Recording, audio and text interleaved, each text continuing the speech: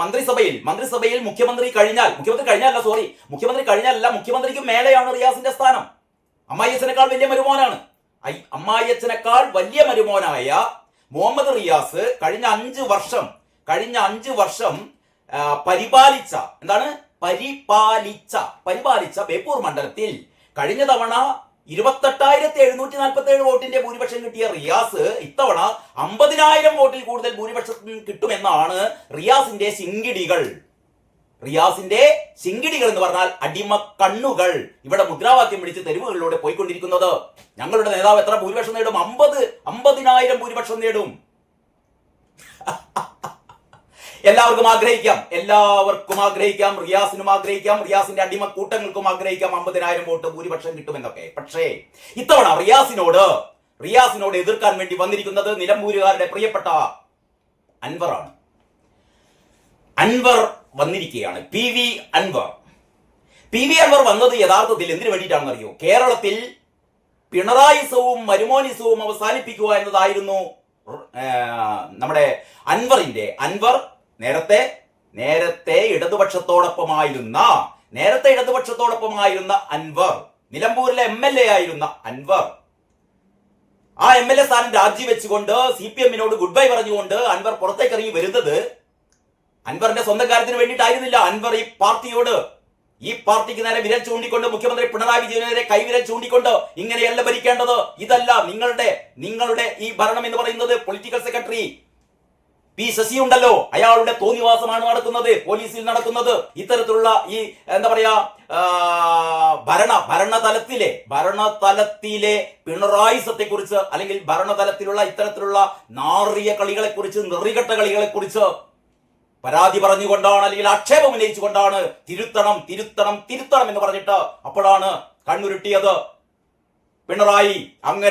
അങ്ങനെ അമ്മാതിരി ഡയലോഗൊന്നും വേണ്ട, നമ്മൾ തിരുത്തില്ല, കാരണം പിണറായി തിരുത്തില്ല. അങ്ങനെയാണ് അൻവർ എന്ന് പറയുന്നത് ഗുഡ് ബൈ പറഞ്ഞിട്ട് അൻവർ ഇറങ്ങി പോരുന്നത്. ഒരു തുടക്കമായിരുന്നു കേട്ടോ. അതിനുശേഷം നമുക്കറിയാം G. സുധാകരൻ മുതൽക്ക്, ഐഷ പോറ്റി മുതൽക്ക്, S. രാജേന്ദ്രൻ മുതൽക്ക്, ഏറ്റവും അവസാനം ഇതാ V. കുഞ്ഞികൃഷ്ണനും, പിന്നെ ആരാണ് നമ്മുടെ TK ഗോവിന്ദനും, അങ്ങനെ നിരവധിയായ CPM-ലെ ഏറ്റവും ഉന്നതരായ നേതാക്കന്മാരൊക്കെ പടിയിറങ്ങി പോരുന്ന ഒരവസ്ഥയൊക്കെയാണ് ഇപ്പോൾ ഈ മത്സരത്തിലുള്ളത് കേട്ടോ. ഞാൻ വീണ്ടും ബേപ്പൂരിലേക്ക് വരാം. അങ്ങനെ ബേപ്പൂരിൽ PM മുഹമ്മദ് റിയാസ് വീണ്ടും മത്സരത്തിനിറങ്ങുമ്പോൾ എന്താണ് സംഭവിക്കാൻ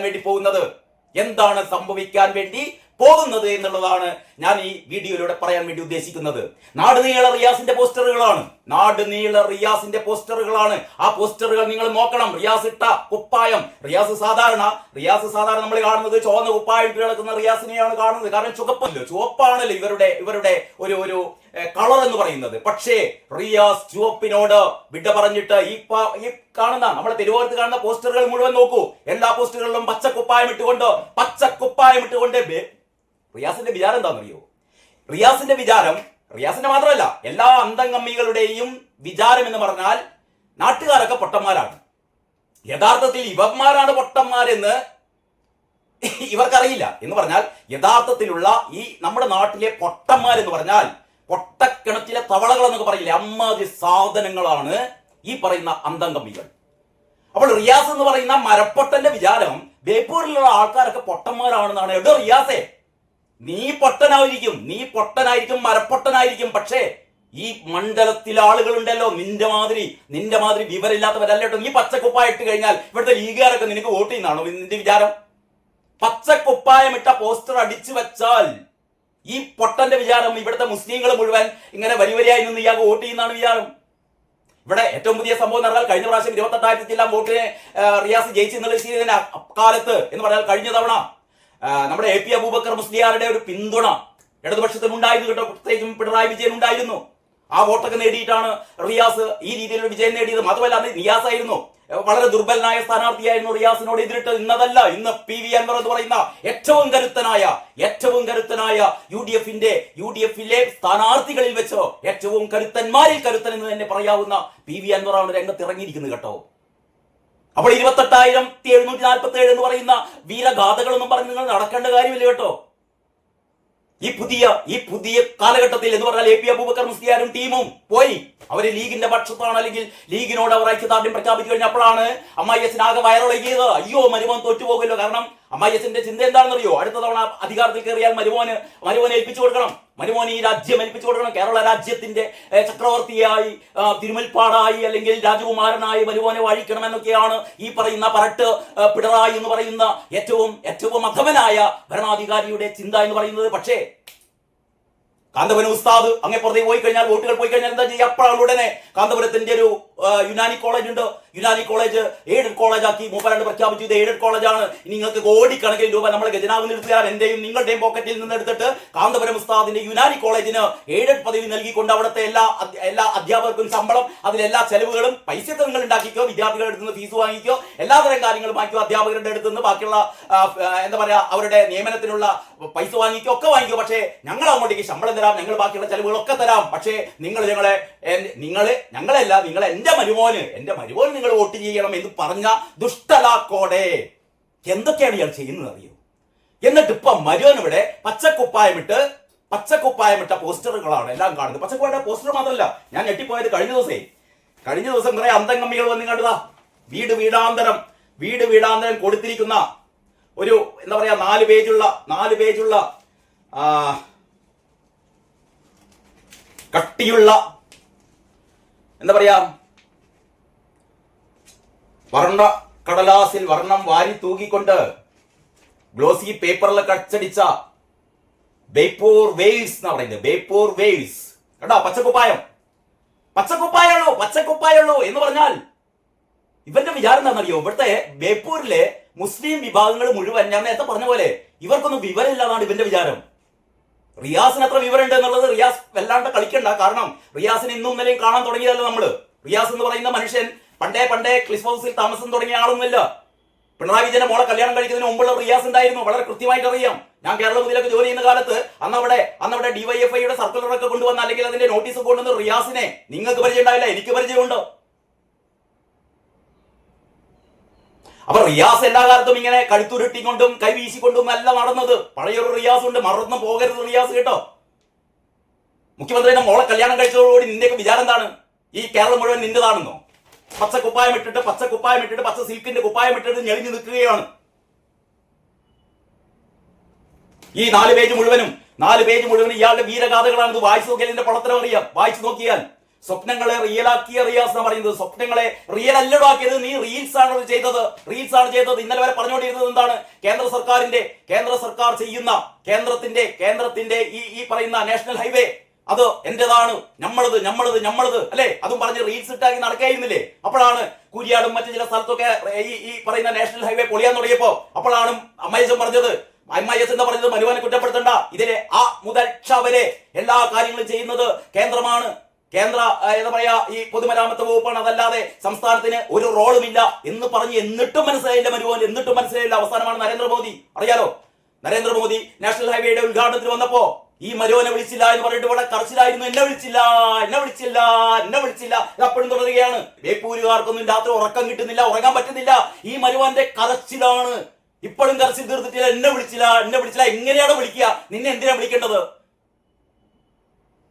ഈ നാഷണൽ ഹൈവേ എന്ന് പറയുന്നത്, നാഷണൽ ഹൈവേ 66 എന്ന് പറയുന്നത് ഈ പറയുന്ന സംസ്ഥാന സർക്കാരിന്റെ എന്തെങ്കിലും പദ്ധതിയാണോ? സ്ഥലമേറ്റെടുക്കാൻ ഞങ്ങൾ പൈസ കൊടുത്തെന്ന് പറയുന്നത് 5600 കോടിയോ 5650 കോടിയോ സ്ഥലമേറ്റെടുക്കാൻ. എടോ, നിന്റെ തായ്ക്കാണ്ടി തറവാട്ടൊന്നും അല്ല, നിന്റെ തറവാട്ടൊന്നും അല്ലടോ പൈസ കൊടുത്തത് എന്റെയും നിങ്ങളുടെയും ഒക്കെ പോക്കറ്റിൽ കൈയിട്ടിട്ട് കിഫ്ബിയാണ് പണം കൊടുത്തത്.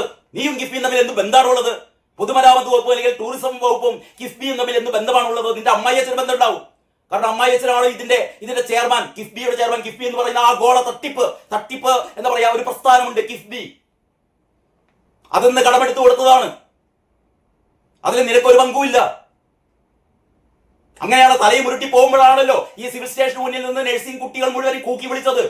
നിങ്ങൾക്കറിയോ, കേരളത്തിലെ ഏതെങ്കിലും മന്ത്രിയെ കൂട്ടമായി ഇവിടുത്തെ യുവജനങ്ങൾ കൂക്കി വിളിച്ചൊരു സംഭവം ഇതിനു മുമ്പ് നിങ്ങൾ കേട്ടിട്ടുണ്ടോ? ഇതാ കോഴിക്കോട് കണ്ടു. ഇയാൾ അത്രയുള്ളൂ. ഏറ്റവും വലിയ മണുകുണാന്തരാണ് എന്ന് ഈ നാട്ടിൽ എല്ലാവർക്കും അറിയാം. അപ്പോഴാണ് ഇവൻ പച്ചക്കുപ്പായവും ഇട്ടിട്ട് ഇമാതിരി ഗ്ലോസി പേപ്പറിൽ ഇല്ലാ കഥകൾ, റീൽസിന്റെ കഥകൾ എന്ന് പറയുന്നു. സ്വപ്നങ്ങളെ റിയലാക്കിയ റിയാസ് ഇയാളുടെ ഈ പോസ്റ്ററുകളൊക്കെ എന്താണെന്നറിയോ? നാട് മാറ്റിയ നാട്ടുകാരൻ, അങ്ങനെയാണ്. എന്താണ് നാട് മാറ്റിയ നാട്ടുകാരൻ? നാട് മാറ്റിയതല്ലടോ, നാട് നാറ്റിച്ച നാട്ടുകാരൻ, നാടിനെ നാറ്റിച്ച നാട്ടുകാരൻ, നാടിനെ തകർത്ത നാട്ടുകാരൻ. അതാണ് യഥാർത്ഥത്തിൽ റിയാസ് ഈ ബേപ്പൂരിൽ ചെയ്തത്. നിങ്ങളൊന്ന് ആലോചിച്ച് നോക്കണം. ബേപ്പൂരുകാർ യഥാർത്ഥത്തിൽ ബേപ്പൂരിന്റെ അവസ്ഥ മനസ്സിലാക്കുന്ന ബേപ്പൂരുകാർ ആരെങ്കിലും ഈ വോട്ട് ചെയ്യോ? നിങ്ങളൊന്ന് ആലോചിക്കണം. ബേപ്പൂർ എന്ന് പറയുന്നത് വാണിജ്യ തലസ്ഥാനമായിരുന്നു അല്ലേ? കേരളത്തിന്റെ വാണിജ്യ തലസ്ഥാനമായിരുന്നല്ലോ ബേപ്പൂർ. ഇന്നെന്താ സ്ഥിതി? ബേപ്പൂർ പോർട്ടിലേക്ക് ഒന്ന് പോകണം, ബേപ്പൂർ തുറമുഖത്തിലേക്ക് ഒന്ന് പോയി നോക്കണം. അവിടെ പറയുന്നത് എന്താന്ന് വെച്ചാലേ, ഇവ പറയുന്നത് 2000 കോടി കുറെ കാലം തുടങ്ങിയിട്ട് 2000 കോടിയുടെ വികസന പദ്ധതി വരാൻ പോകുന്നു. കോഴിക്ക് മല വരുന്ന പോലെയാണ് 2000 കോടിയുടെ വികസന പദ്ധതി. ഇതാ ഇതിലുണ്ട്. ജനങ്ങളുടെ കണ്ണിൽ പൊടിയിടാൻ വേണ്ടി കൊടുത്ത ഈ സംഭവത്തിലെ ഇതാ ഉള്ളില് ബേപ്പൂർ തുറമുഖം 2000 കോടിയുടെ വികസന പദ്ധതി. ഇത് ഈ ഹെഡിങ് കണ്ടായിരിക്കും 2000 കോടിയുടെ വികസന പദ്ധതി ഇയാൾ ഇവിടെ നടപ്പിലാക്കിയെന്ന്. 2000 കോടിയുടെ വികസന പദ്ധതി ബേപ്പൂർ തുറമുഖത്തിന് ഇനി പുതിയ മുഖം, ഇനി വരാൻ പോകുന്നേ അത്ര പുതിയ മുഖം. ഇവന് 5 കൊല്ലം ഭരിച്ച് മുടിപ്പിച്ചിട്ട് ഇറങ്ങി പോകുമ്പോൾ പറയാണ്, ഇറങ്ങി പോകുമ്പോൾ അതിന് നേരത്തെ പറയാൻ തുടങ്ങിയിരിക്കുന്നത്. 5 വർഷങ്ങൾക്ക് മുമ്പേ പറയാൻ തുടങ്ങിയിട്ട് 2000 കോടി ഒരു 2000 കോടിയുടെ ഒരു മണ്ണാങ്കട്ടിയില്ല. അവിടുത്തെ തൊഴിലാളികൾ പറയുന്നത് 1 കോടിയെങ്കിലും കൊടുത്തു കഴിഞ്ഞാൽ അവിടുത്തെ തുരുമ്പിച്ചു പോയ 2 ക്രെയിൻ ഒന്ന് നന്നാക്കാൻ 1 കോടിയെങ്കിലും എന്നാണ് അവിടുത്തെ ഈ പോർട്ടിലെ തൊഴിലാളികൾ പറയുന്നത് കേട്ടോ. അവിടുത്തെ കപ്പലുകൾ, ചെറിയ കപ്പലുകൾ വരാറുണ്ടായിരുന്നു. കപ്പലുകളൊക്കെ ഇപ്പം മംഗലാപുരത്തേക്ക് പോയി. കപ്പലുകളൊന്നുമില്ല. കാരണം ചരക്കിറക്കാൻ പറ്റണ്ടേ? ചരക്കിറക്കാൻ ഒരു ക്രെയിന് പോലും ഇല്ലാന്നേ, ഒരു ക്രെയിന് പോലും ഇല്ല. എന്നിട്ടാണ് 2000 കോടി 1 കോടിയുമില്ല. ബേപ്പൂർ തുറമുഖത്തെ തകർത്ത് തരിപ്പണമാക്കിയവനാണ് ഇവനാണ് വീണ്ടും വിളിച്ചു കാട്ടി വോട്ട് ചോദിച്ചുകൊണ്ട് നമ്മുടെ അടുത്തേക്ക് വരുന്നത്. ബേപ്പൂരിനെ തകർത്തവനാണ്. ബേപ്പൂർ എന്ന് പറയുന്ന ഏറ്റവും സാധ്യതയുള്ള, ഞാൻ നേരത്തെ പറഞ്ഞ പോലെ വാണിജ്യ തലസ്ഥാനമായിരുന്നു, വ്യവസായം. നിങ്ങൾക്കറിയോ ബേപ്പൂർ എന്ന് പറയുന്നത് ഓട്ട് വ്യവസായത്തിന്റെ എത്ര ഓട്ട് കമ്പനികളായിരുന്നു അറിയും ബേപ്പൂർ ഉണ്ടായിരുന്നത്. ഇന്ന് അവശേഷിക്കുന്നത് ഒരൊറ്റ എണ്ണം, ബാക്കിയെല്ലാം പൂട്ടിപ്പോയി. തീപ്പെട്ടി കമ്പനികൾ, എത്ര തീപ്പെട്ടി കമ്പനികൾ ബേപ്പൂരിലെ വഴിയോരത്തൂടെ നടക്കുമ്പോൾ അതിന്റെ ഒരു താളം ഉണ്ടായിരുന്നു അല്ലെ? ഇപ്പോ ഈ തീപ്പെട്ടി കമ്പനികളുടെ കൊള്ളി മുറിക്കുന്നതിന്റെയും അല്ലെങ്കിൽ ആ രീതിയിലുള്ള നൂറുകണക്കിന് തൊഴിലാളികൾക്ക് ഉപജീവനമാർഗമായിരുന്ന തീപ്പെട്ടി കമ്പനികൾ പൂട്ടിപ്പോയില്ലേ? എല്ലാം പൂട്ടിപ്പോയില്ലേ? ഓട്ട് കമ്പനികൾ പൂട്ടി, ഈ തീപ്പെട്ടി കമ്പനികൾ പൂട്ടി, കട്ട കമ്പനികൾ പൂട്ടി. സ്റ്റീൽ കോംപ്ലക്സ്, ഈ മണ്ഡലത്തിലെ ഏറ്റവും പ്രധാനപ്പെട്ട വ്യവസായശാലയായിരുന്നു സ്റ്റീൽ കോംപ്ലക്സ്, അതും പൂട്ടി. നല്ലോളത്തൊരു ബാംബു ടൈൽ നിർമ്മാണ ഫാക്ടറി ഉണ്ട്, ബാംബു ടൈൽസ്. ഈ മുളയോടുകൾ കൊണ്ട് എന്താ പറയാ ടൈൽസ് ഉണ്ടാക്കുന്ന ഒരു പ്രത്യേക ഫാക്ടറി പൂട്ടിക്കിടക്കുകയാണ്. എല്ലാ വ്യവസായശാലകളും ഈ മനുഷ്യൻ ഈ അധമൻ അടച്ചു പൂട്ടിക്കൊണ്ടിരിക്കുകയാണ്. എന്നിട്ട് റീൽസ് എടുത്തിട്ട് ഞാൻ എന്തോ ഇവിടെ വാട്ടർ ഫെസ്റ്റ് നടത്തുന്നു. വാട്ടർ ഫെസ്റ്റ് അല്ല. ഇതിന്റെയൊക്കെ പിന്നിൽ ഒരുപാട് കൊടുക്കൽ വാങ്ങലുകൾ ഉണ്ട് കേട്ടോ. ഫറോക്ക് പാലം നിങ്ങൾക്കറിയോ? ഫറോക്ക് പുതിയ പാലം പെയിന്റ് അടിച്ചു. റിയാസിനോട് ചോദിക്കണം, അതിന്റെ കണക്ക് വെക്കണോ? എത്ര പണിക്കാർ, എത്ര ദിവസം, എത്ര പെയിന്റ്, എത്ര അടിച്ചു, എത്രയാണ് പോക്കറ്റിലാക്കിയത്? പഴയ പാലം ആകെ തുരുമ്പെടുത്ത് കിടക്കുമ്പോൾ അതിന്റെ അടിയിലും പെയിന്റ് അടിക്കുകയാണ്. എന്നിട്ട് റിയാസിന്റെ അടിമകൾ ആ ഫറോക്ക് പാലത്തിലൂടെ എന്ന് പറഞ്ഞാൽ ഏത് നിമിഷവും തകർന്നു പോകാവുന്ന ഫറോക്ക് പാലത്തിലൂടെ ജാഥ നയിക്കുകയാണ്. ഞങ്ങളുടെ മന്ത്രി, ഞങ്ങളുടെ സ്വന്തം റിയാസ് പാലം തകരില്ല എന്ന് പറയാണ്ട് മുദ്രാവാക്യം വിളിച്ചു കഴിഞ്ഞാൽ പാലം തകരാതിരിക്കണോ? ഇതിന്റെ ഉള്ളിലെ ഈ ഗഡറുകൾ മുഴുവൻ തുരുമ്പിച്ചു പോയതാണ്. പെയിന്റ് അടിച്ച് അതിന് 90 കോടിയിട്ടാണ് വകയിരുത്തിയത് പാലം നന്നാക്കാൻ. വൈദ്യുത അലങ്കാരത്തിന് 1 കോടി. 3 പാലങ്ങളാണ് ഇവന്റെ കാലത്ത് തകർന്നു പോയത്. ഓർമ്മയുണ്ടോ? കൂളിമാട് പാലം ഉൾപ്പെടെ 3 പാലങ്ങൾ തകർന്നുപോയി എന്ന് പറഞ്ഞാൽ കൈവെക്കുന്നിടത്തൊക്കെ തകർച്ചയാണ്. മുഖ്യമന്ത്രിയുടെ മരുമകൻ എന്ന് പറയുന്ന ഒരൊറ്റ മേൽവിലാസത്തിലാണ് ഇയാളുടെ ഏറ്റവും പ്രധാനപ്പെട്ട കാര്യം നടന്ന ഇവിടുത്തെ പ്രൈമറി ഹെൽത്ത് സെന്ററുകൾ പൂട്ടിക്കിടക്കുകയാണ്. മാറാടൊക്കെയുള്ള PSCയിലെ പൂട്ടിക്കിടക്കുകയാണ്. ആ ഒരു തൊഴുത്തിനേക്കാൾ ഭേദമാണ് അതിന്റെ അവസ്ഥ. അപ്പോഴാണ് ഇവൻ അന്തി ഉറങ്ങാൻ ഇവിടെ ഒരു PWD ഗസ്റ്റ് ഹൗസ് ചാലിയാറിന്റെ കരയിൽ അത് മോടി കൂട്ടി. എത്രയെന്നറിയോ? 4.5 കോടി അതിന്റെ പടനിൽ കൊടുത്തിട്ടുണ്ട് കേട്ടോ. ചളിപ്പ് കാരണം അതിനെപ്പറ്റി കൂടുതൽ വിവരണമൊന്നുമില്ല. ഇതിന്റെ ഉള്ളില് ഇതാ PWD 4.5 കോടി രൂപക്ക് ഇവിടെ നിർമ്മിച്ച PWD ഗസ്റ്റ് ഹൗസ് ഇതിന്റെ പടം ഇതിൽ കൊടുത്തിട്ടുണ്ട്. എന്താ ഇതിന്റെ ക്യാപ്ഷൻ അറിയോ? പുതുമോടിയിൽ ഒരുങ്ങിയ ഫറോക്ക് റെസ്റ്റ് ഹൗസ്. എന്തിനാണോ ഫറോക്ക് റെസ്റ്റ് ഹൗസ്? നിനക്ക് അന്തി ഉറങ്ങാനല്ലോ. അതിലൊരു VIP മുറി ഒരുക്കാൻ വേണ്ടിയിട്ട് 65 ലക്ഷം രൂപയാണ് ചെലവാക്കിയത്. അത്രേ. ഇയാളുടെ അമ്മായിയച്ഛനായിരുന്നു ഈ ആഗോള അയ്യപ്പ സംഗമം നടന്നപ്പോഴേ ഒരു രാത്രി തങ്ങാൻ വേണ്ടിയിട്ട് 1.5 ലക്ഷത്തിന്റെ കട്ടില്, 50,000 പരവതാനി, പിന്നെ 1 ലക്ഷത്തിന്റെ സോഫ സെറ്റൊക്കെ വാങ്ങിയത്. അതേപോലെ അതിനേക്കാൾ അപ്പുറം അമ്മായി അച്ഛൻ ഈ എന്താ പറയാ 1.5 ലക്ഷത്തിന്റെ കട്ടിലാണെങ്കിൽ എനിക്ക് അതുപോലെ എനിക്ക് 5 ലക്ഷത്തിന്റെ കട്ടിൽ കിടക്കണം പറഞ്ഞിട്ട് ഈ PWD ഗസ്റ്റ് ഹൗസ് മോടി കൂട്ടാൻ വേണ്ടിയിട്ട് എന്റെയും നിങ്ങളുടെയും പോക്കറ്റ് കൈയിട്ടിട്ട് കൊള്ളയടിച്ചോ എന്നല്ലോ ഇവൻ. ഒരു മണ്ഡലത്തിലെ ഏറ്റവും പ്രധാനപ്പെട്ട കാര്യം എന്താണ്? ആരോഗ്യ കേന്ദ്രങ്ങളാണ്. ഇവിടുത്തെ എന്ത് ആരോഗ്യ കേന്ദ്രം എണ്ണി പറയുകയാണെങ്കിൽ ഈ 140 മണ്ഡലങ്ങളിൽ വെച്ച് ഒരു മണ്ഡലത്തെ ഏറ്റവും കൂടുതൽ പാപ്പരാക്കിയ, ഏറ്റവും കൂടുതൽ തകർത്ത ഒരേ ഒരു MLA ഉള്ളൂ, അതാണ് മുഹമ്മദ് റിയാസ്. എന്നിട്ട് ഉളുപ്പില്ലാതെ വീണ്ടും വോട്ട് തണ്ടാൻ ഇറങ്ങിയിരിക്കുകയാണ് അല്ലേ? ഈ മണ്ഡലത്തിൽ യഥാർത്ഥത്തിൽ ഈ സംഭവമൊക്കെ അറിയുകയാണെങ്കിൽ, അല്ലെങ്കിൽ ഇതിന്റെ യാഥാർത്ഥ്യങ്ങൾ അറിയുകയാണെങ്കിൽ ഒരു മനുഷ്യൻ പോലും ഇയാൾക്ക് വോട്ട് ചെയ്യുക. പച്ചക്കുപ്പായം ഇട്ട് കഴിഞ്ഞാൽ വോട്ട് ചെയ്യൂ. ഏതെങ്കിലും ഒരു മുസ്ലിം വിഭാഗത്തിലെ ആൾ പച്ചക്കുപ്പായമാണല്ലോ ഇയാൾ ഇട്ടത് എന്ന് വെച്ച് വോട്ട് ചെയ്യാൻ വരൂ? കഴിഞ്ഞിട്ടില്ല. ഞാനൊരു പരമ്പര തന്നെ ചെയ്യുകയാണ്. ഇനി മുതൽ ഈ ബേപ്പൂരിലെ ഓരോ ഇടങ്ങളിലും എങ്ങനെയൊക്കെയാണ് തകർത്തെറിഞ്ഞത് ഇയാൾ എന്നുള്ളതിനെ കുറിച്ച് നമുക്ക് ചർച്ച ചെയ്യാം. ഏതായാലും ഇതിന്റെ ഒരു ആദ്യഘട്ടം എന്നുള്ള രീതിയിൽ ഈ വീഡിയോ ഞാൻ ഇവിടെ അവസാനിപ്പിക്കുകയാണ്. ബാക്കിയുള്ള കാര്യങ്ങൾ അടുത്ത വീഡിയോയിൽ.